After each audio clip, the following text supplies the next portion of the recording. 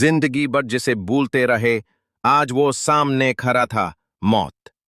अली एक सक्सेसफुल आदमी था, पैसा शोहरत हर चीज थी, लेकिन नमाज दुआ तौबा का भी वक्त ही नहीं मिला। एक दिन अचानक दिल का दौरा पड़ा। हॉस्पिटल में अकेला पड़ा था।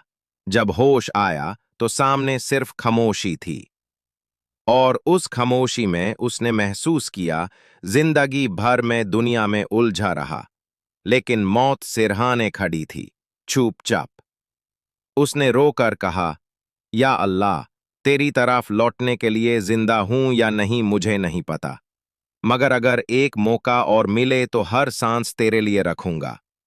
और उस लम्हे उसने तौबा की, दिल से।